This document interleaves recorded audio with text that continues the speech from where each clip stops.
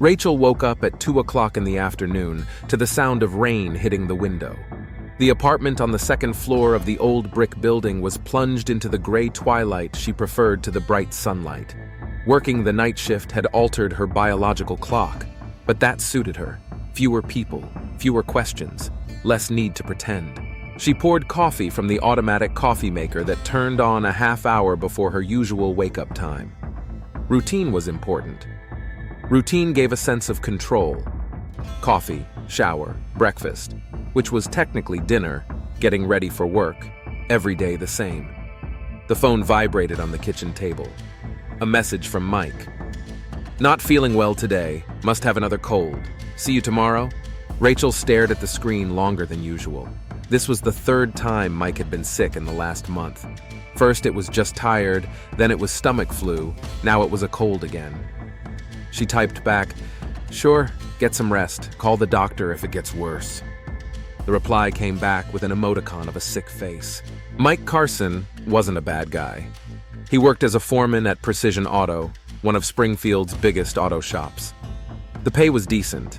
He had his own apartment in a new neighborhood, a reliable car. He didn't drink too much, didn't gamble, didn't hit women. By Springfield standards, he was an eligible groom. They met 6 months ago at the grocery store. A casual encounter at the frozen food aisle. He helped her pull a package from the top shelf, smiled, struck up a conversation. Mike was the kind of man who thought a woman should be allowed to help herself to heavy bags. Old-fashioned, but not in a bad way. Rachel hadn't agreed to coffee because she liked it. She agreed because it was part of the plan. Now, as she prepared for another shift at Springfield Regional Hospital, she analyzed his recent messages. Mike had never complained about his health before. On the contrary, he prided himself on his fitness, telling her how he rarely got sick, how his body was strong as an ox. In his 30 years of life, he said, he had only been seriously ill a couple of times. Strange, Rachel thought, but her face expressed no emotion. At the hospital, she went to the nurse's locker room and changed into her work uniform. Blue scrubs, comfortable sneakers, hair gathered into a ponytail. No jewelry, minimal makeup. Rachel tried to be inconspicuous. "Hi, Rach." Jennifer, the day shift nurse, said hello. "Quiet day today. Ward 7 has a new patient, a man in his 40s, suspected pneumonia. In the 10th, an old lady with diabetes, very restless. The rest are the usual cases." Rachel nodded and picked up the appointment slate. It wasn't just the privacy that she loved the night shifts. There was a different rhythm at work in the hospital at night. Less hustle and bustle, fewer visitors, fewer doctors who liked to boss the nurses around. And most importantly, Dr. James River worked at night. Dr. River was on duty in the emergency room twice a week. A tall, trim man with confident movements and an inviting smile. Colleagues respected him, patients trusted him, administration appreciated him. A model family man, an active member of his church community, a volunteer at the local homeless shelter. Rachel knew far more about Dr. Rivera than he realized. Around midnight, she brought him coffee in the residence room. Not because he'd asked for it. It was just the way their informal interactions over the past few months had gone. "Thanks, Rachel," he said without taking his eyes off the computer. "How are you doing? You look tired." "I'm fine. Didn't sleep well this afternoon. The rain got in the way." River turned to her. He had attentive brown eyes that had a knack for making it seem like he was really listening. "Maybe we should change the schedule. The constant night shifts are exhausting. I can talk to the head nurse." "You don't have to. I like working at night." "I understand. Less hassle." He smiled. "Although sometimes I think we night workers miss out on too much of daytime life. Do you have a family? Boyfriend?" The question sounded natural, like a continuation of a co-worker's caring conversation. But Rachel noticed him leaning forward slightly, waiting for an answer. "Dating a guy? Mike? He works as an auto mechanic? Good profession. Reliable." River turned to the computer again. "The important thing is that he understands the specifics of your job. Not all men are ready for a woman working nights." Mike is fine with it. True, he's been sick a lot lately. Says he's been catching all kinds of infections. River frowned. "How old is he?" 31. "That's odd. Immunity is usually strong at that age." Maybe we should get a full checkup. Constant colds could be a symptom of serious problems. Rachel shrugged. Men rarely listen to health advice, especially from women. That's true, River laughed. We're stubborn creatures, but if things get worse, advise him not to delay seeing a doctor. Rachel left the residence room with a sense of accomplishment. The information had been passed along. The seed of doubt had been planted. Dr. River was a smart man. He had a knack for connecting the facts. Soon he would begin to question.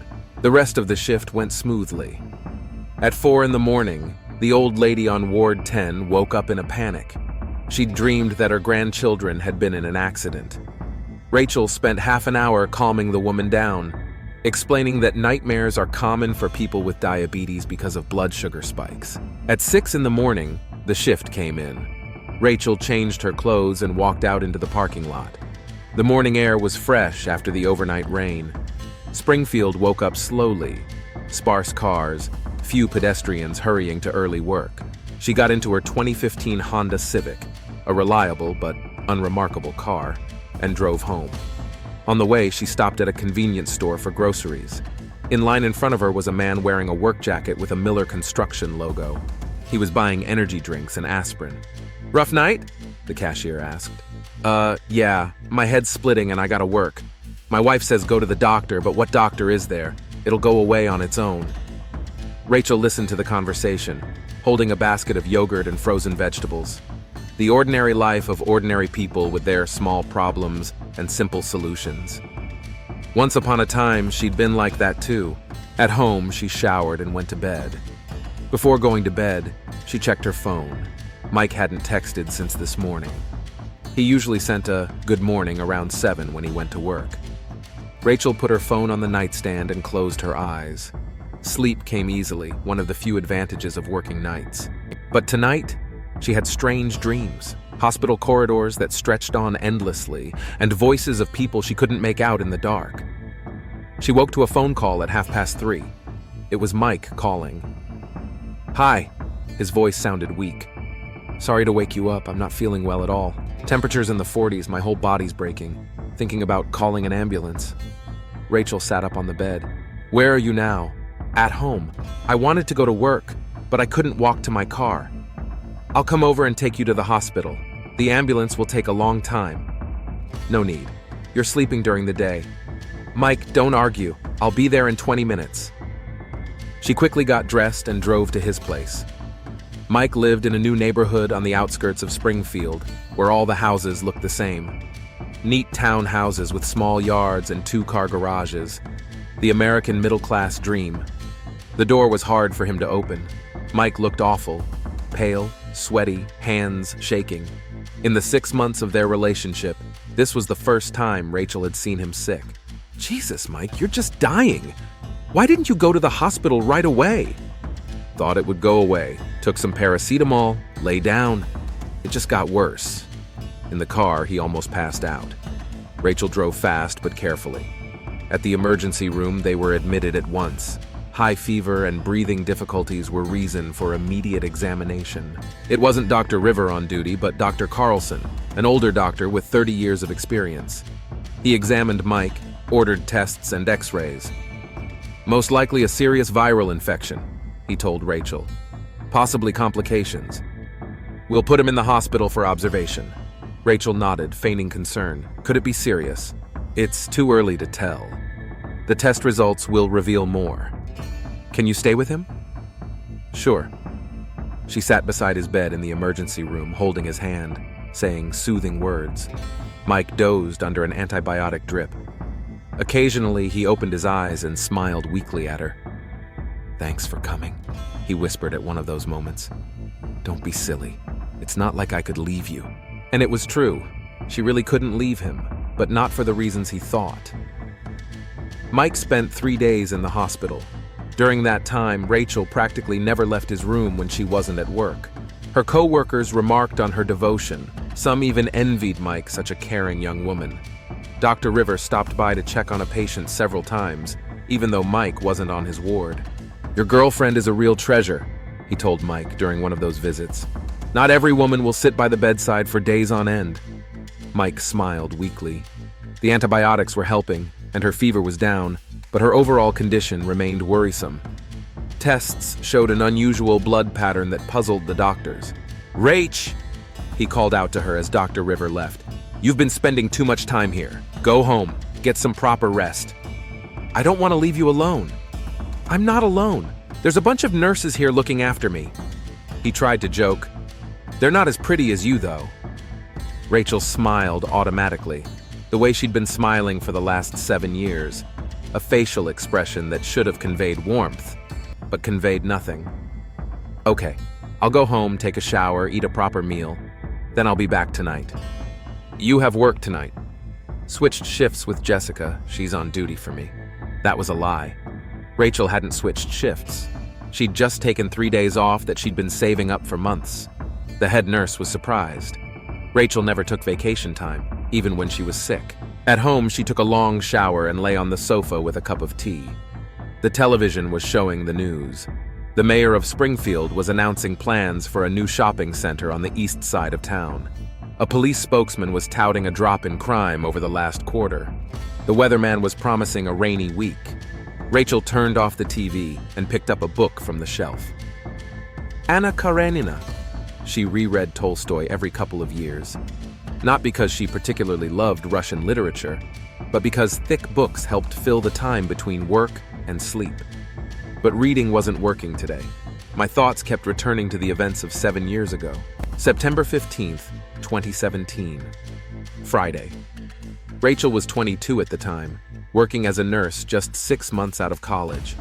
Young, naive, full of plans for the future. About to go to university, get a bachelor's degree, maybe become a doctor. That night, her colleagues persuaded her to go to O'Malley's, a popular bar in downtown Springfield. It was one of the nurses' birthday parties. Rachel usually avoided such events, but decided it was time to be more social. O'Malley's was a typical American bar.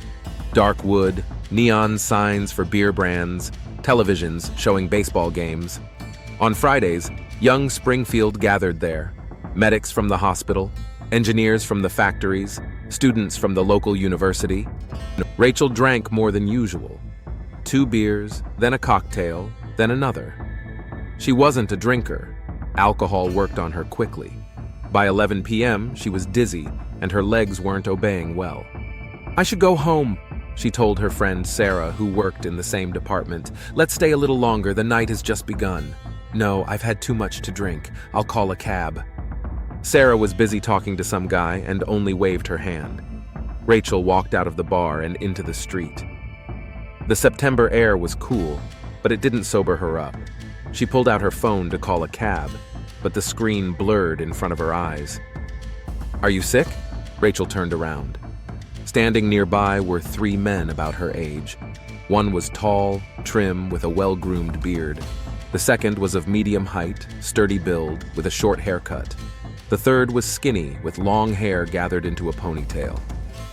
"Just a little too much to drink," she replied. "We can give you a ride," the tall one offered. "I've got my car in the parking lot." "Do you live far away?" Rachel hesitated. Common sense told her to say no, but the alcohol was dulling her caution. Besides, they looked decent. Clean clothes, well-groomed appearance, friendly smiles.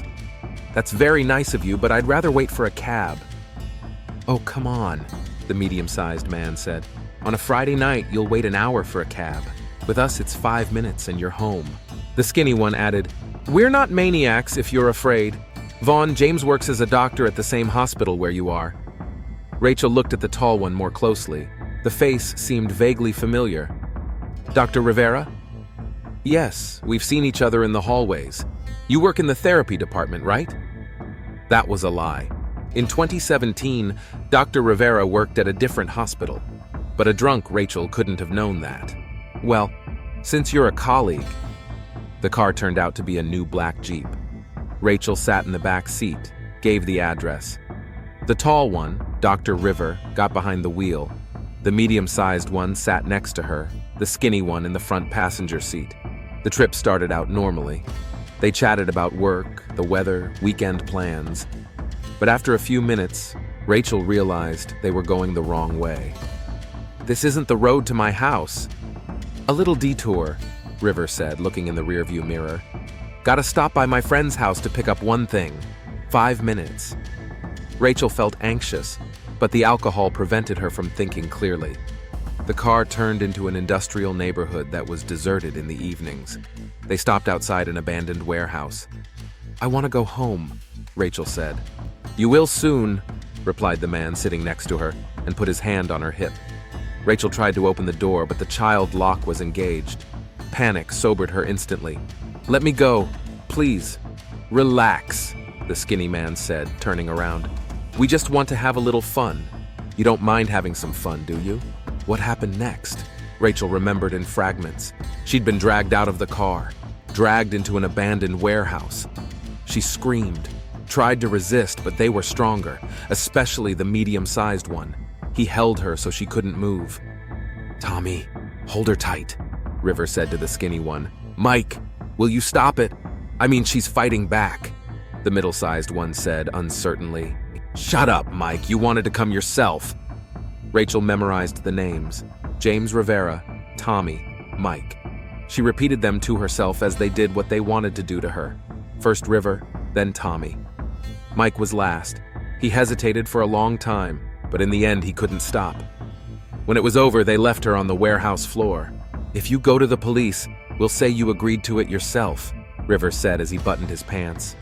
Who's going to believe a drunken nurse against a respected doctor? You were seen at the bar with us, Tommy added. Went to the car with us yourself. There are witnesses. Mike didn't say anything, just avoided looking at her. They drove off, leaving her alone in the dark.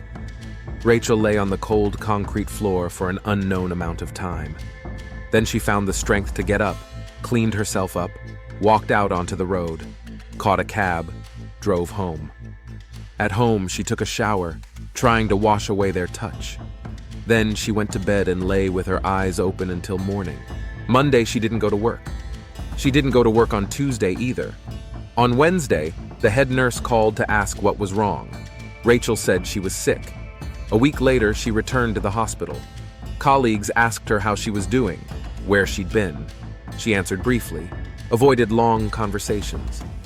She saw Dr. Rivera several times in the corridors. He greeted her as he had before, politely, professionally, like nothing was going on.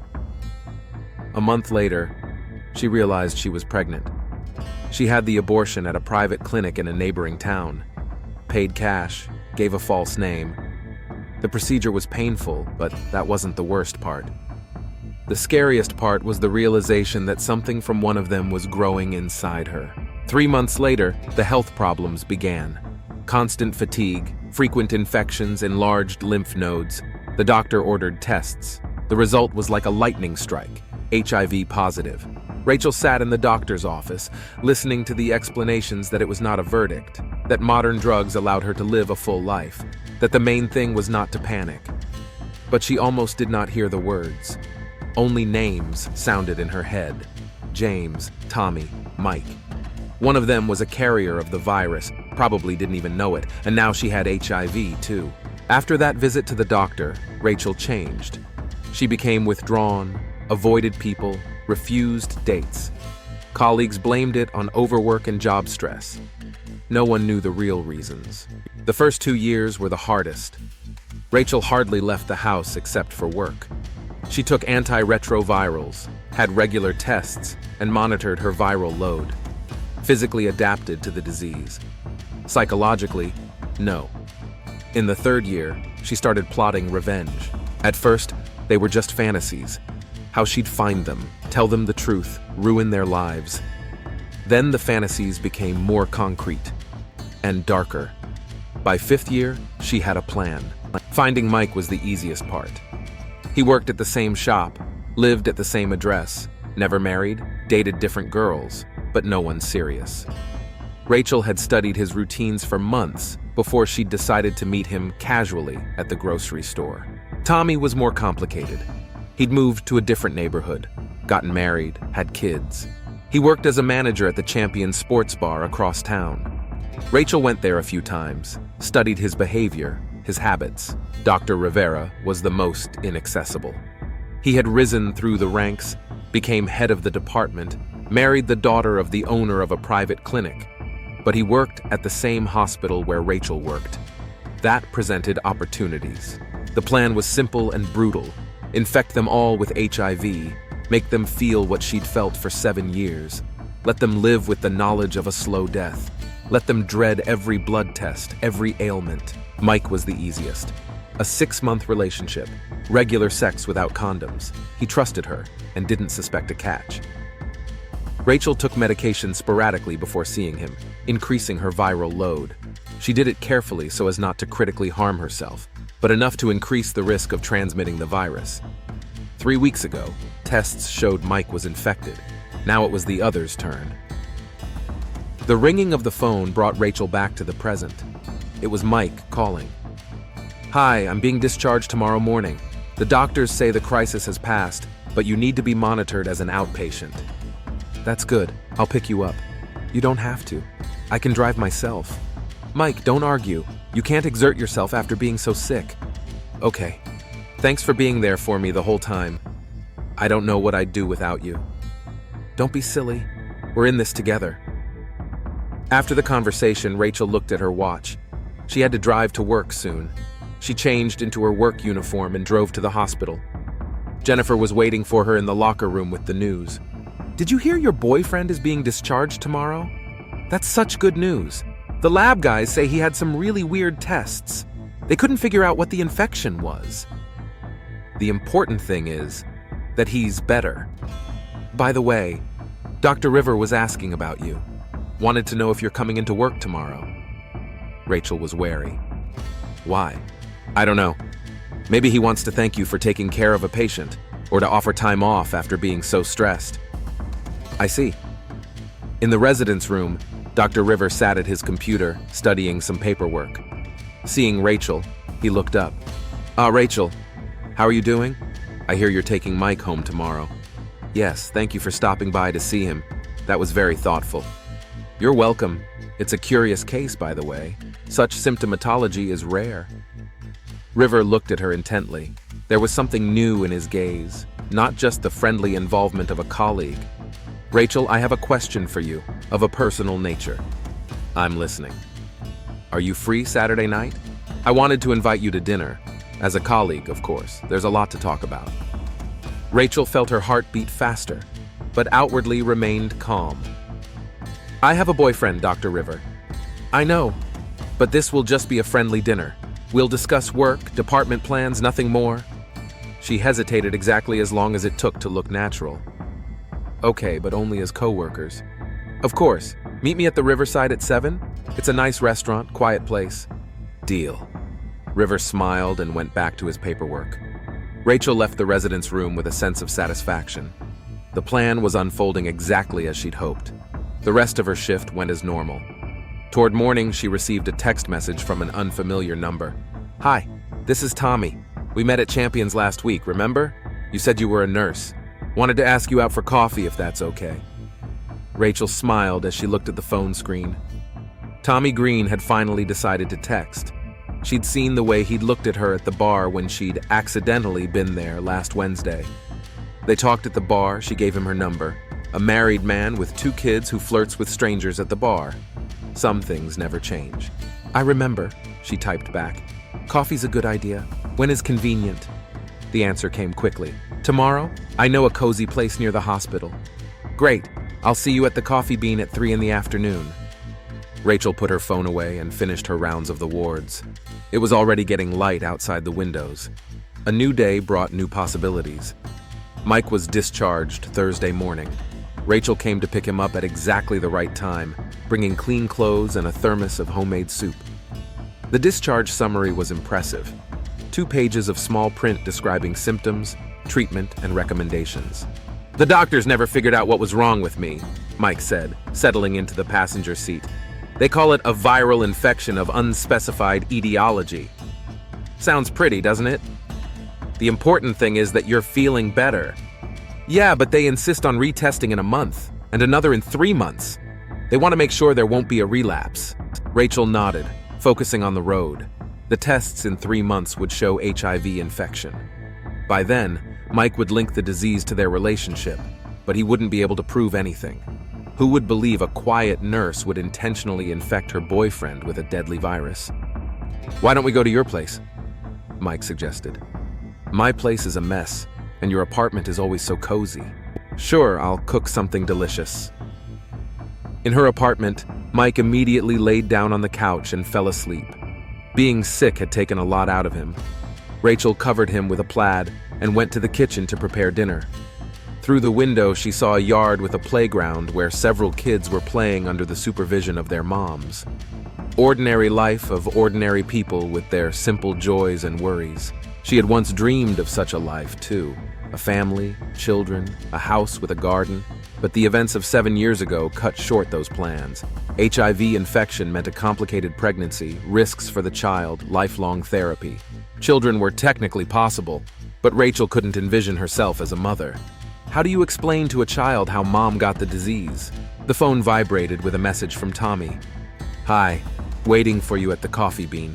Got a reservation in the far corner." Rachel glanced at her watch. 3:30. Mike was sound asleep.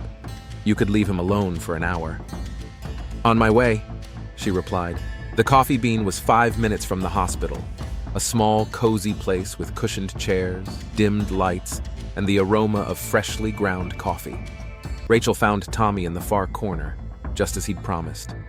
He looked nervous, constantly glancing toward the entrance. "Afraid someone will see?"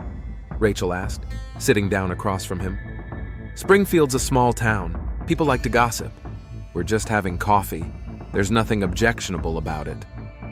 Tommy smiled uncertainly. He hadn't changed much in 7 years, the same long hair, now gathered into a neater ponytail, the same lean figure. Only there was a weariness in his eyes that hadn't been there at 23. "Tell me about yourself," Rachel said. "I remember you mentioned a wife and children." "Yes, married for 5 years. Linda works as an elementary school teacher. We have 2 sons, ages 4 and 2. Noisy, but good kids. Must be hard to combine family and bar work. A job is a job. Champions brings in some good money, especially on weekends. And the kids are growing up fast, you have to think about their future." Rachel ordered a latte, Tommy an espresso. He talked about his life with the enthusiasm of someone who rarely gets to talk to anyone new. Family routine, work, vacation plans. The ordinary life of an ordinary man. And you? Married? Dating a guy, nothing serious yet. Being a nurse probably doesn't leave much time for a personal life. Night shifts are especially hard, but I like helping people. Tommy nodded, but Rachel could see his thoughts were elsewhere. He kept twirling his wedding ring on his finger, a sure sign of nervousness in married men. "I'm sorry for the stupid question," he said finally. "But you don't look like the kind of man who casually walks into sports bars. What brings you to Champions?" Rachel was ready for the question. "A friend talked me into it, said I needed to socialize with people more. Working in a hospital, all you see is pain and suffering. Sometimes you just want to sit in a noisy place where people are laughing and having fun. I understand. A bar is an escape from reality, for a lot of clients and for me too." "Escape from what?" Tommy was quiet, looking into his cup. "From responsibility, I guess. At home, I'm a husband and father. Have to be an example, make decisions, make money. At the bar, I can just be myself." "And who are you really?" "I don't know. Once thought I did, but time has changed a lot of things." Rachel leaned closer, feigning interest.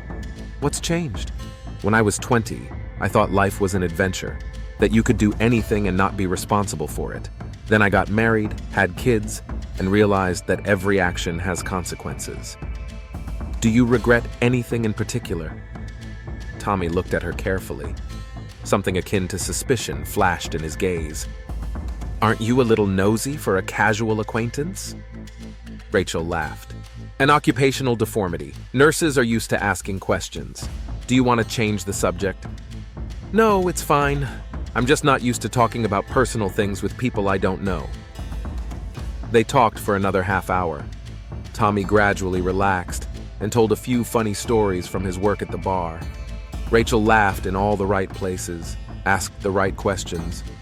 When they were saying goodbye, he suggested they meet again. "I enjoyed talking to you," he said. "It's been a long time since I've had such a pleasant conversation." Neither have I. But you're married, Tommy. I don't want to cause trouble. We're just friends. There's nothing wrong with friendship. Sure, but let's be careful. It was the right tactic. Create the illusion of unavailability. Make him want more. Married men always wanted what was forbidden to them. On the way home, Rachel stopped at the drugstore. She bought some vitamins for Mike and some condoms. Not because she was going to use them, but to give the appearance of safety. If someone investigated later, they'd find evidence that she was a cautious girl. At home, Mike was still asleep. Rachel quietly went into the bedroom and changed into her home clothes. On the nightstand was the book Anna Karenina, open at the same page where she had left off in the morning. The story of a woman who couldn't forgive and ended up destroying herself. But Rachel wasn't going to destroy herself. She would destroy them. Mike woke up toward evening with a fever. Not critical, but high enough to cause concern. Should we call a doctor? Rachel suggested. No, that's normal. The doctor said it's possible to have relapses in the first few weeks. If it doesn't go away tomorrow, then we'll go to the hospital. She gave him an antipyretic and made him a light dinner. Mike ate almost nothing but drank a lot of water. By nightfall, he was feeling better, but the general weakness remained. Rach, will you stay the night? He asked. I don't want to be alone if it gets bad again. Sure, they went to bed together, but there was no intimacy. Mike was too weak, and Rachel didn't want to risk reinfection. Her goal had been accomplished. Now she needed to focus on the others. In the morning, she awoke to a phone call. It was the head nurse of the hospital calling. Rachel, I'm sorry to bother you so early. We have a problem. Jennifer is sick and Anna is on vacation. Can you come on the day shift? I know it's your day off, but the situation is critical. Rachel looked at the sleeping Mike. He looked peaceful. His temperature was down. Okay, I'll be there in an hour.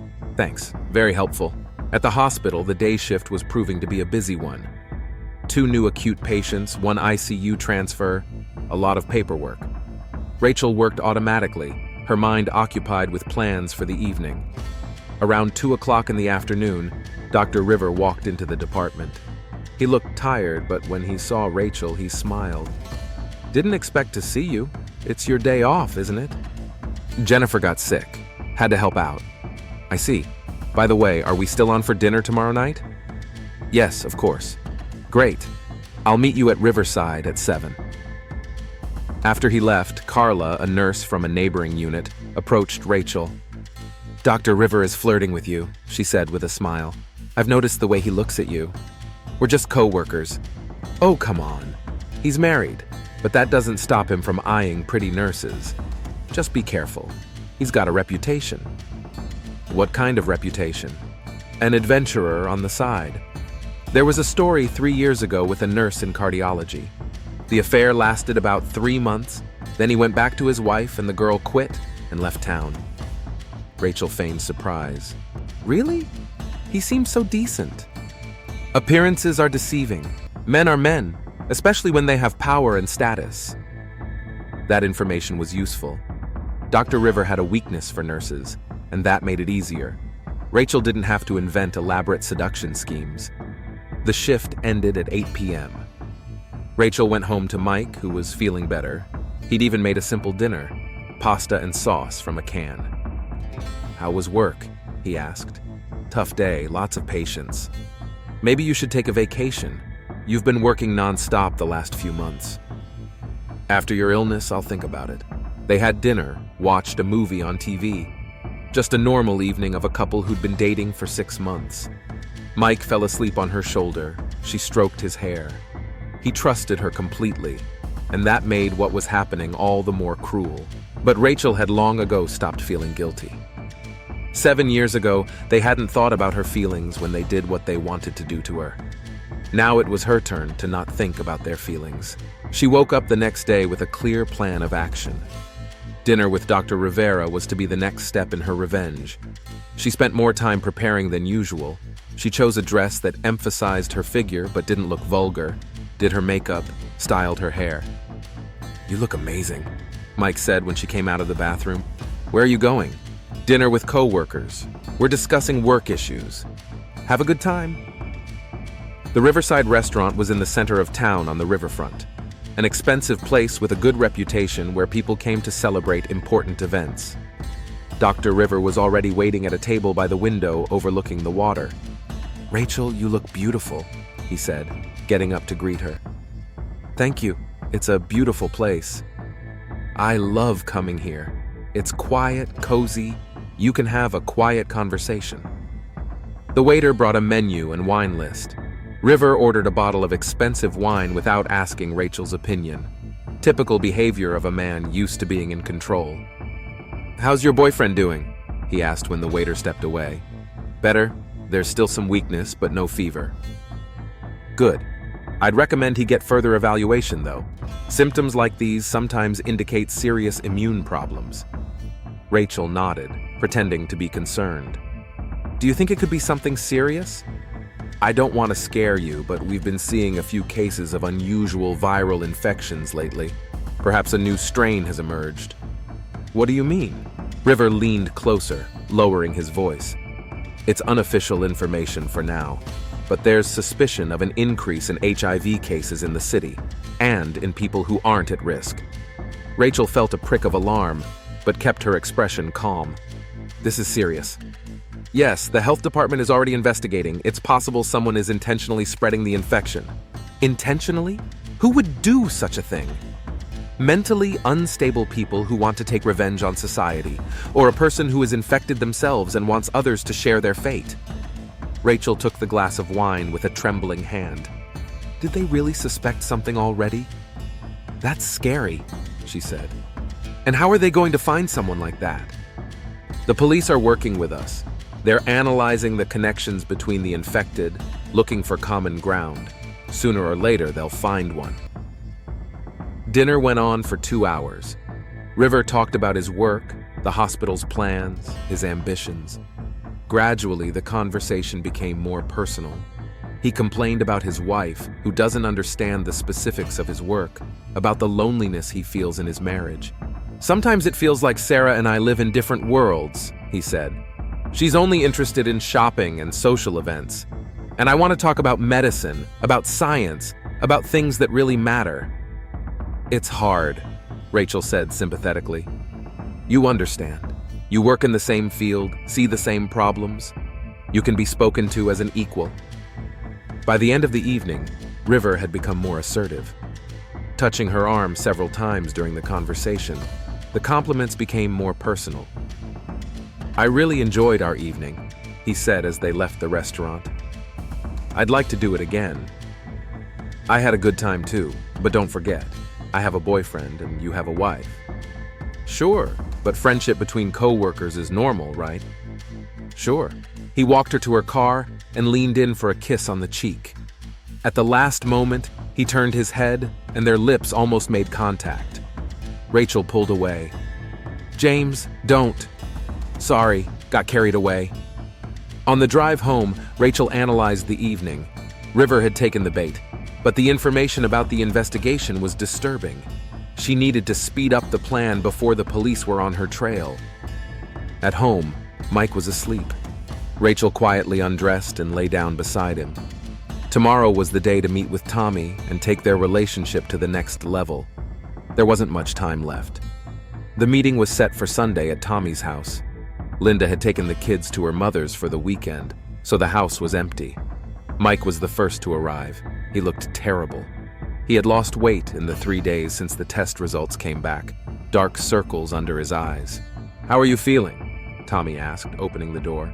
"Like a man who found out he had HIV because of revenge for a rape from 7 years ago." Dr. Rivera arrived a half hour later. He looked tense but maintained an outward calm. "So she found us all," he said, taking off his coat. "Smart girl, patient." "Smart?" Mike exploded. "She's a psychopath! She gave me a deadly disease!" "Technically, HIV isn't fatal with proper treatment," River pointed out coldly.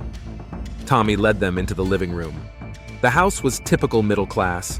Comfortable furniture, family photos on the shelves, children's toys in the corner. "I'm scared for the family," Tommy said. "If Linda finds out..." "About what? About you raping a girl 7 years ago?" Mike asked sarcastically. Shut up. You're no better than me. Enough, River interrupted them. This isn't the time for mutual recriminations.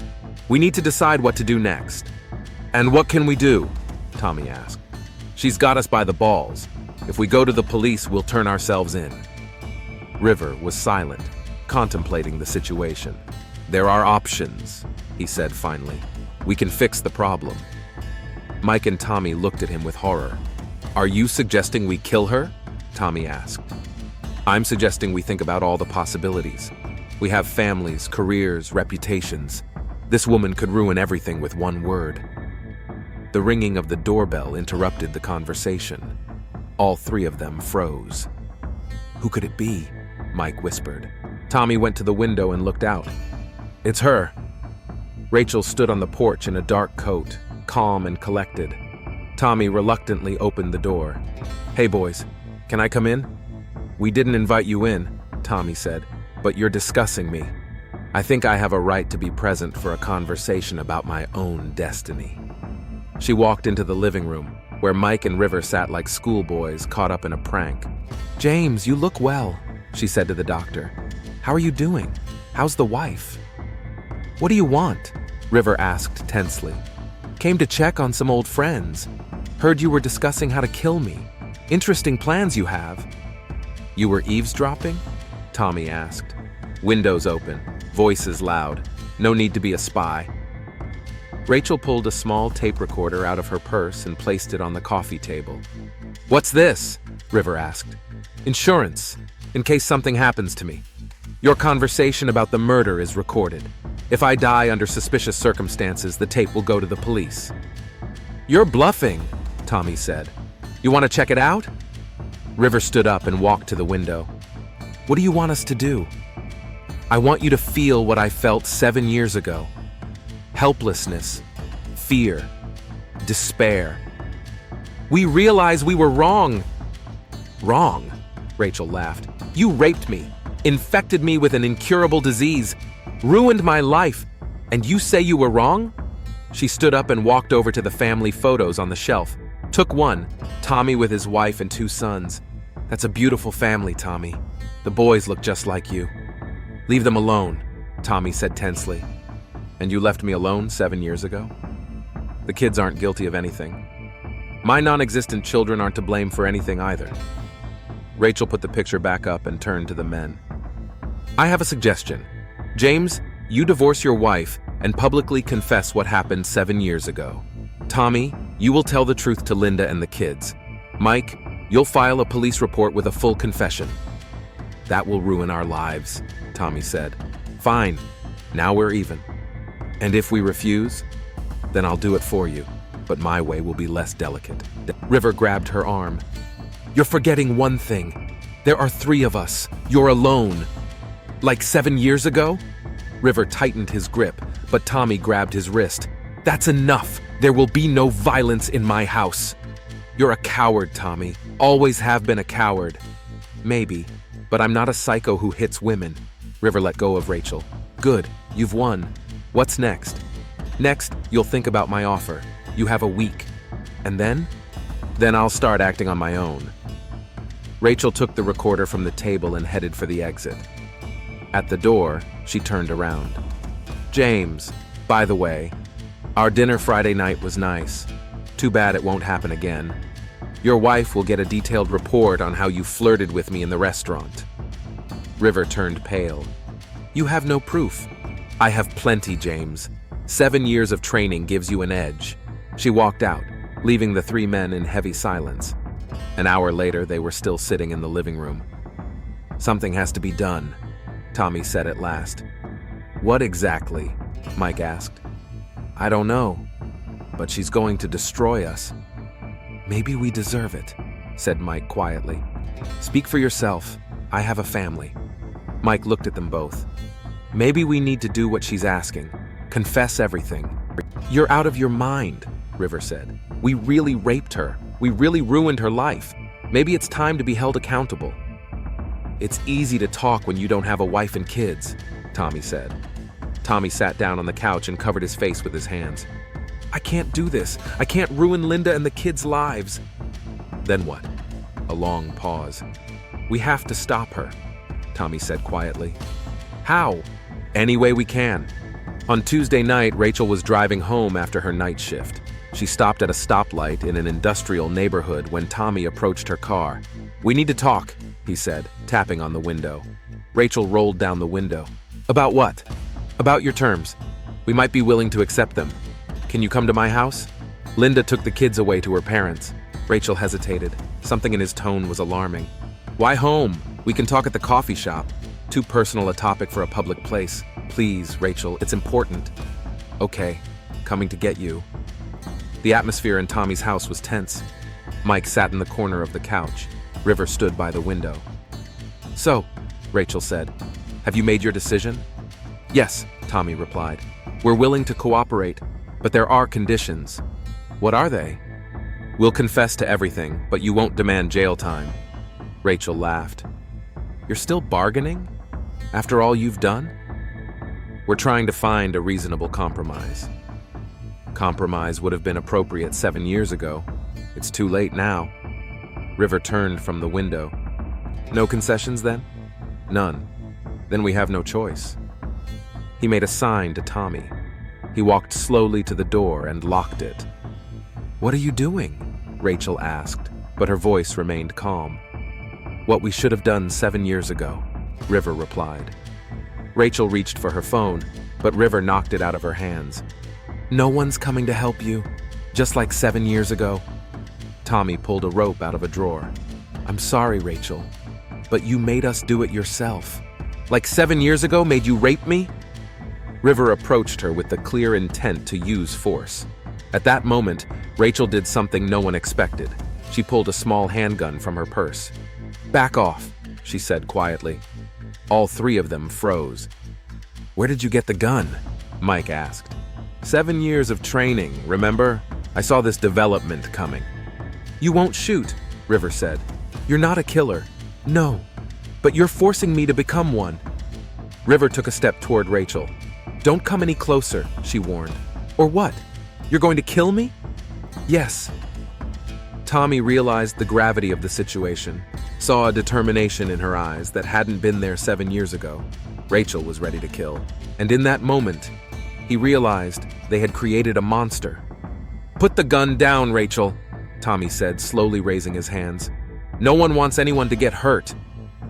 You already made me get hurt 7 years ago, she replied, not putting the gun down. Now it's your turn. River, despite the threat, took another step forward. You can't kill all three of us. One at most, and then we'll twist you up. One is enough for me, Rachel said coldly. Guess who'll be first, James? At that moment, Tommy realized the situation was out of control. There was not anger in Rachel's eyes, but icy determination. She really was ready to kill. Rachel, think of the consequences, he said. If you kill us, you'll go to jail. Your revenge isn't worth your own life. My life ended 7 years ago in that warehouse. What's left is just an instrument of retribution. Mike, who had been silent until then, suddenly spoke.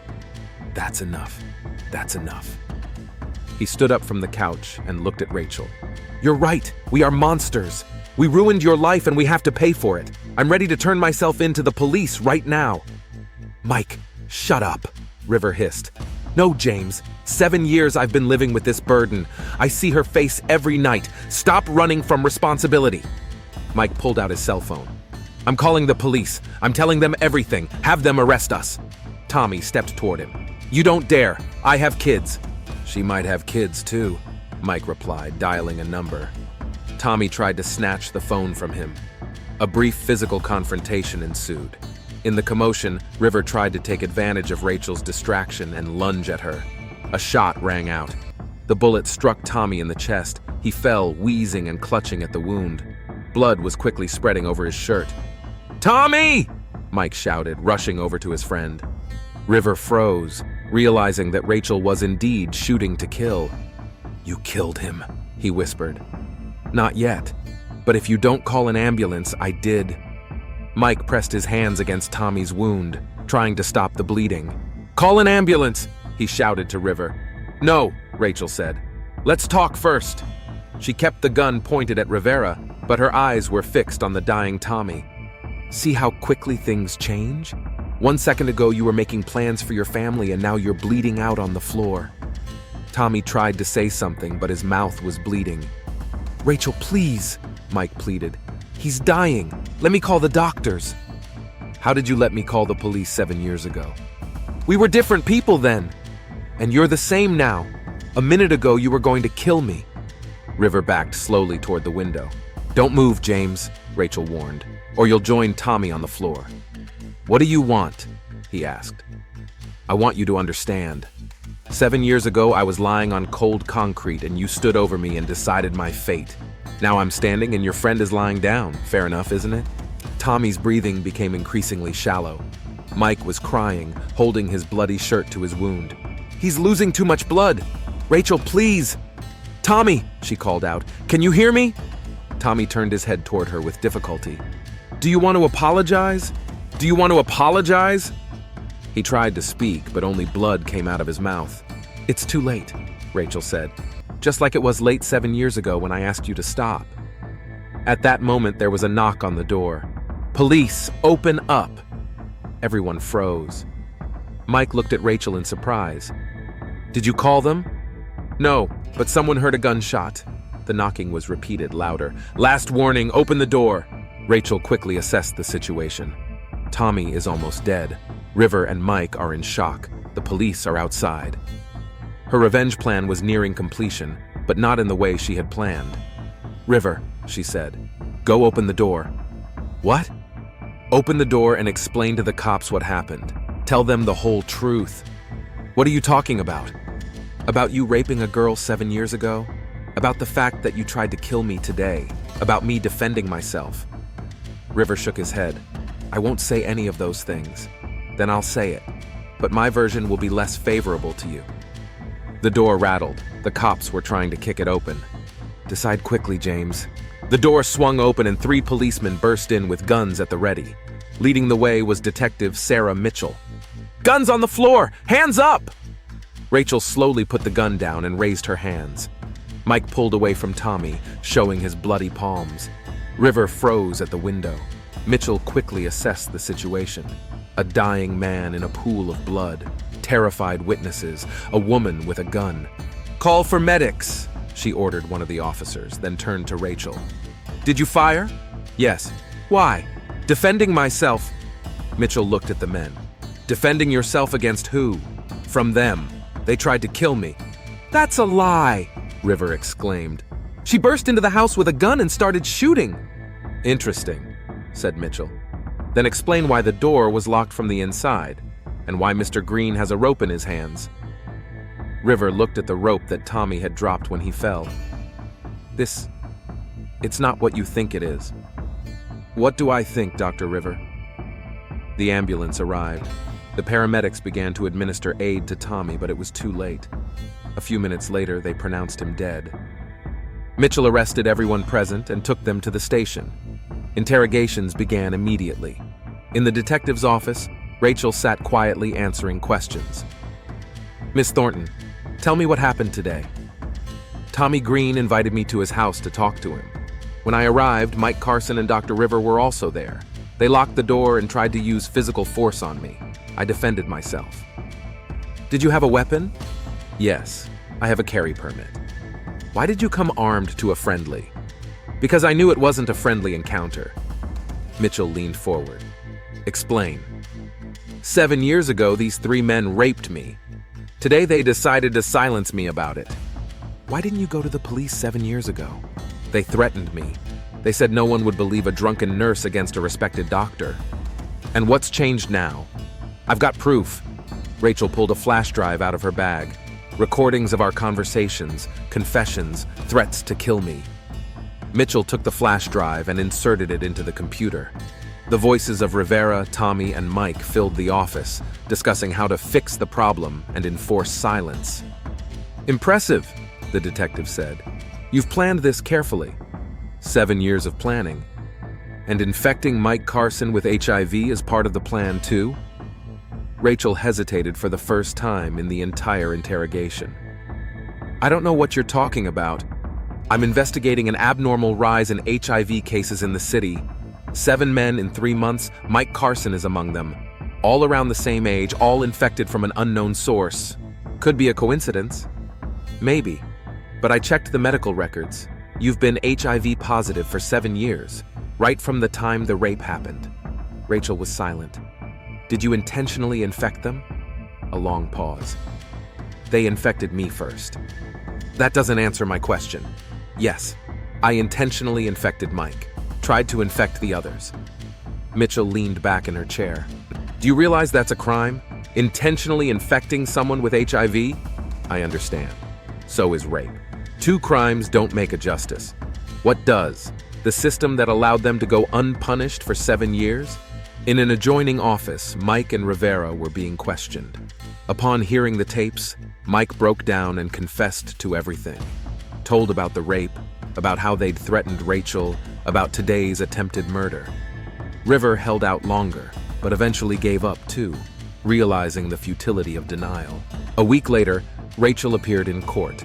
She was charged with second-degree murder, willful exposure to HIV, and unlawful possession of a weapon. Mike and River were charged with rape, attempted murder, and accessory to attempted murder. The trial drew national attention. The story of a woman who spent 7 years planning revenge against her rapists divided public opinion. Some saw Rachel as a victim who was forced to defend herself. Others saw her as a cold-blooded killer who went too far in her revenge. Rachel was calm in court, answered questions clearly and without emotion. When the prosecutor asked if she regretted what she had done, she said, "I regret that it went so far, but I don't regret that they are finally being punished." Even if that punishment is the death of a man. Tommy Green chose his path 7 years ago. I just took it to its logical conclusion. Rachel's lawyer insisted self-defense and temporary insanity caused by post-traumatic stress disorder. Forensics confirmed that 7 years of rape and HIV infection had severely affected her mental state. Mike received 10 years for rape and attempted murder. River got 12 years on the same counts. Rachel was sentenced to 15 years for aggravated murder. The court found mitigating factors: prior rape and self-defense. In her last statement before sentencing, Rachel said, 7 years ago, 3 people decided they could take what they wanted without being held responsible. They were wrong. Justice may come late, but it always comes. After the trial, Detective Mitchell visited Rachel in jail. "Why are you here?" Rachel asked. "I wanted to understand. Was it worth it?" "What?" "All of it. 7 years of planning, a life spent on revenge. Was it worth it?" Rachel was silent for a long time, staring out the cell window. "I don't know," she said finally. "But it doesn't matter now. It's over." "Is it over?" "Tommy's dead. Mike and James are in prison. Their lives are ruined, just like mine was once ruined. Yes, it's over." Mitchell stood up, preparing to leave. "Rachel, if you could go back, would you change anything? Would have gone back to O'Malley's that night and gone home earlier. But that's impossible. You can only change the future, not the past." "And your future?" 15 years of thinking about who I've become and whether becoming that person was worth it for justice." Mitchell nodded and headed for the exit. "Detective," Rachel called out. "Yes? In your eyes, am I a victim or a criminal?" Mitchell stopped at the door. "You're both. That's the tragedy of this story." A month after the trial, Tommy's wife Linda was interviewed by a local newspaper. "I didn't know who my husband was. The man I married, the man who was the father of my children, turned out to be a rapist. I don't know how to live with that knowledge, but I do know one thing. Rachel Thornton is also a victim in this story." Rachel Thornton's case set a precedent in the American legal system. For the first time, a court recognized revenge for rape as a mitigating factor in murder. But for Rachel herself, it was little consolation. In her prison cell, staring at the gray walls, she knew that revenge and peace were not the same thing. Justice had been served, but the price was higher than she could have imagined.